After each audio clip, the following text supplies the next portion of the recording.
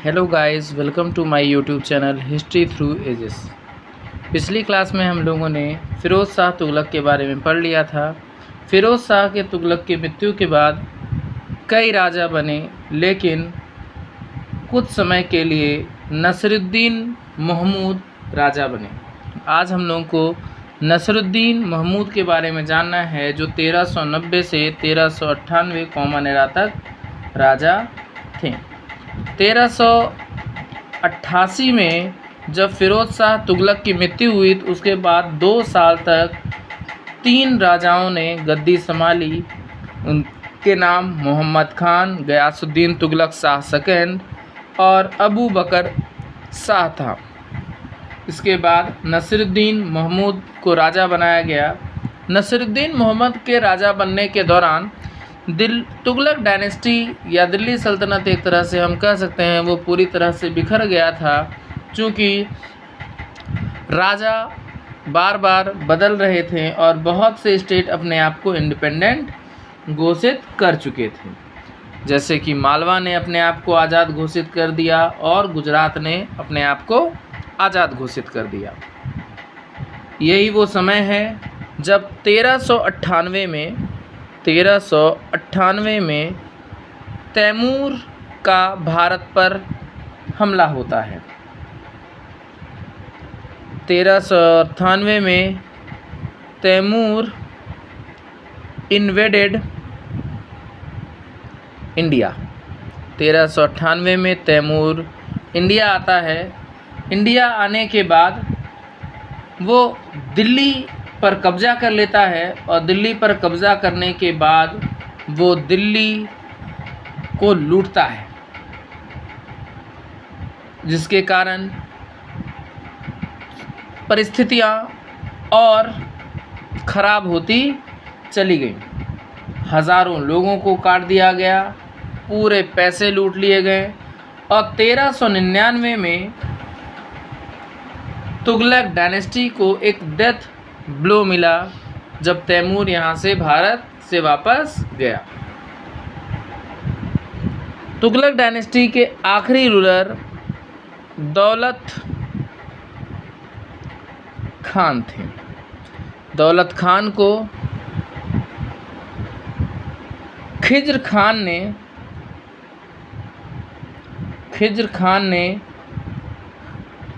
हरा दिया और हराने के बाद सैयद डायनेस्टी का फॉर्मेशन किया। सैयद डायनेस्टी का फॉर्मेशन किया। आइए हम थोड़ा सा खिज्र खान के बारे में जान लेते हैं। खिज्र खान ने तैमूर को भारत पर हमला करने में बहुत मदद किया था। इन रिटर्न तैमूर जब भारत से जा रहा था तो 3 स्थानों की गवर्नरशिप खिज्र खान को देके गया। इनमें से एक स्थान जो हमें जानना है वो है मुल्तान। मुल्तान की गवर्नरशिप तैमूर खिज्र खान के हाथ में सौंप के जाता है। इनके अलावा 2 और अन्य स्थानों का गवर्नरशिप जो है गवर्नर बना के खिज्र खान को जाता है।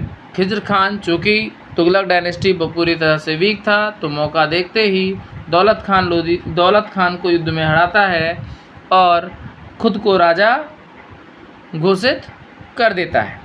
लेकिन खिज्र खान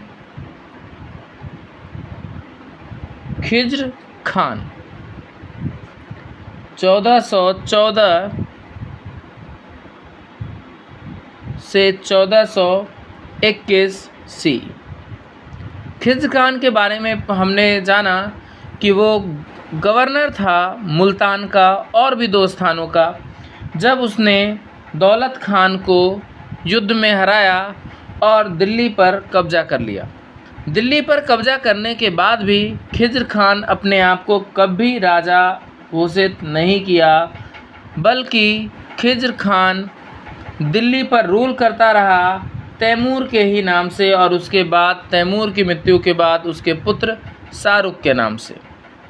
सबसे पहले तैमूर का पुत्र शाहरुख। शाहरुख के नाम से ही रूल करता रहा। उसने जो सिक्के इशू किए वो भी तैमूर और शाहरुख के नाम पे ही किए। खिज़्र खान की मृत्यु के बाद मुबारक शाह राजा बने।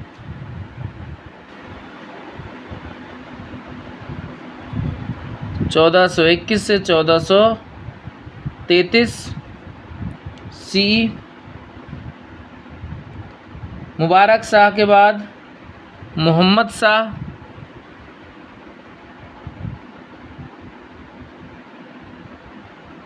मोहम्मद शाह हमेशा कॉन्स्पिरेसी के अगेंस्ट ही लड़ते रह गए। जो कोर्ट पॉलिटिक्स हो रही थी उनके खिलाफ ही वो लड़ते रह गए। वो सब कंट्रोल करना चाहते थे पर वो कोर्ट पॉलिटिक्स का ही शिकार हो गए रह गए। महमूद शाह राजा बने 1434 में और 1443 सीई तक इनका रूल था। इनके बाद अलाउद्दीन आलम शाह राजा बनते हैं। अलाउद्दीन आलम शाह राजा बनते हैं 1443 से लेके 1451 सीई तक। Alauddin Alam Shah was most incompetent सुल्तान and the weakest of Sayyid dynasty. ये इनकॉम्पिटेंट थे, एक तरह से कह सकते थे योग्य नहीं थे, और सबसे वीकेस्ट थे। इनकी दो ही ये है। अंत में इन्होंने बहलोल लोदी को बुलाया।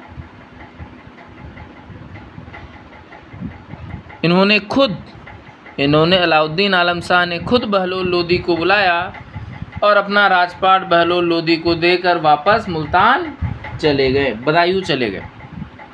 ही लेफ्ट फॉर बदायूं। ये कहाँ चले गए? बदायूं चले गए।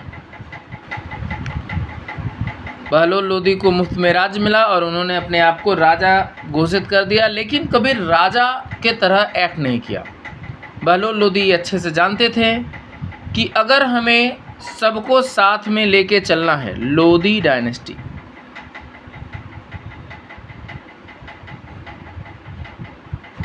चौदह सौ 51 से लेके 1526, बहलोल लोदी ये चीज़ जानते थे कि अगर हमारे साम्राज्य में कॉन्स्पिरेसी को दूर रखना है तो अफ़गान नोबल्स को साथ में लेकर चलना पड़ेगा।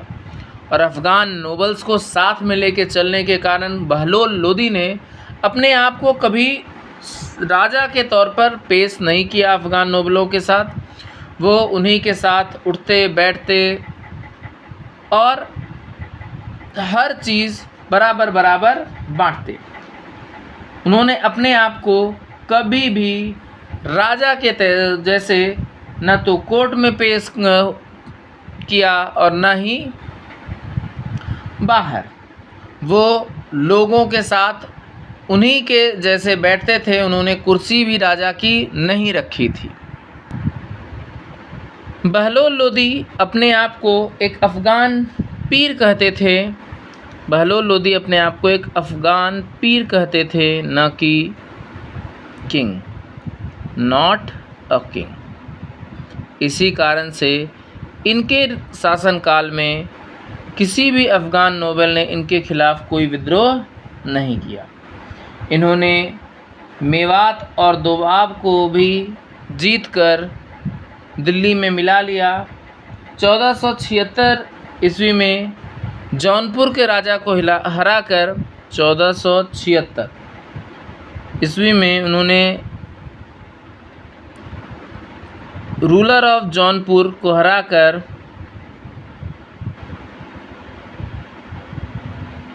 जौनपुर को भी दिल्ली में मिला लिया। जौनपुर को भी दिल्ली में मिला लिया। अब इसके बाद हम लोगों को सिकंदर लोदी पढ़ना होगा। सिकंदर लोदी। बहलोल लोदी के बारे में हमें इससे ज़्यादा और कुछ नहीं जानना है।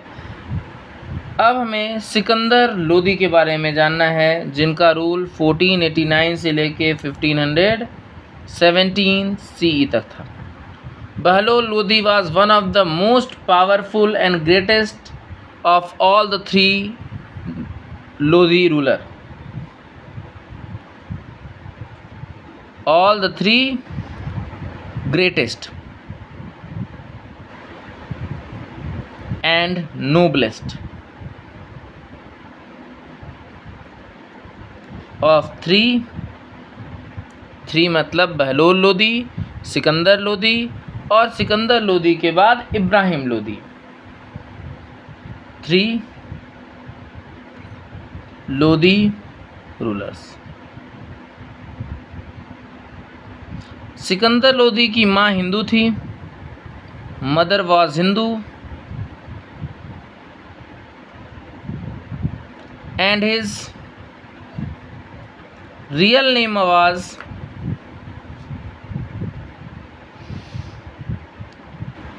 निज़ाम Khan.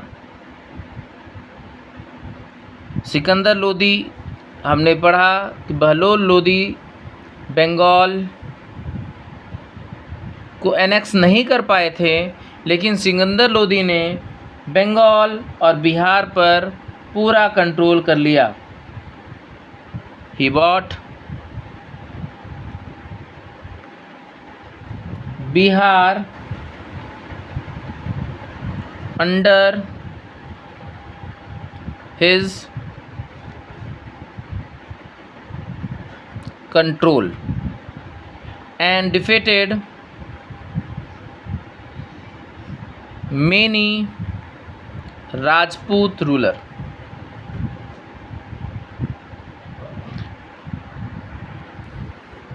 Sikandar Lodi was a good administrator. Sikandar Lodi एक अच्छा एडमिनिस्ट्रेटर था। उसके दौरान रोड्स बनाए गए। Roads were laid and many irrigation facilities were provided.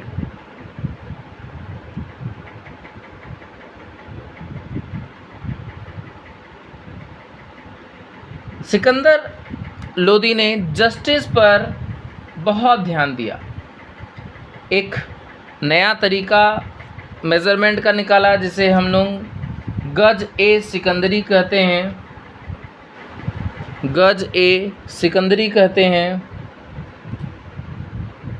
गज ए सिकंदरी कहते हैं। और एनुअल ऑडिट ऑफ अकाउंट का भी नियम निकाला। इन्होंने जजिया दोबारा से लगा दिया और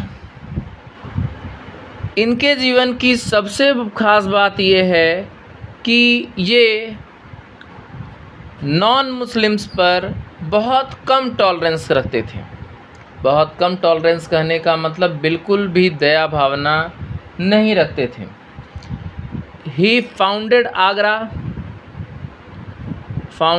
Agra in 1504 CE and wrote Persian verses under the name गुलराखी।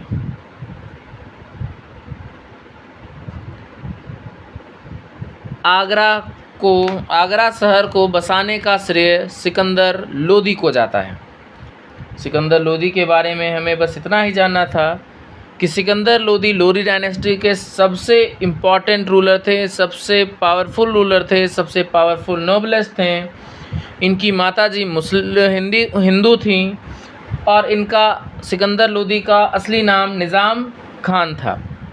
इन्होंने बिहार को और कई राजपूत स्टेट्स को अपने अंदर एनेक्स कर लिया।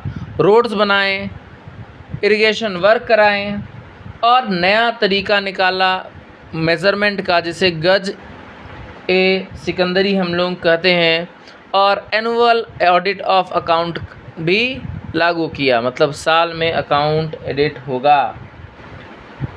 ये मुस्लिम रूल के अकॉर्डिंग चलते थे, शरिया कानून के अकॉर्डिंग चलते थे, और इन्होंने री इम्पोज कर दिया जजिया। री इम्पोज जजिया एक प्रकार का कर है जो नॉन मुस्लिम्स को देना पड़ता था, और ये बहुत कम दया रखते थे नॉन मुस्लिम्स के ऊपर। इन्होंने आगरा नाम के एक शहर को 1504 में बनाया और पर्शियन वर्सेस को लिखा, जिसका नाम उन्होंने गुलराखी रखा। अब हमें इब्राहिम लोदी पढ़ना है। इब्राहिम लोदी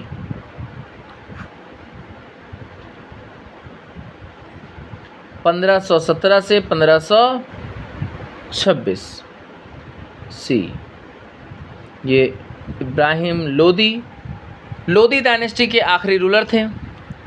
ये 1526 सी में फर्स्ट बैटल ऑफ पानीपत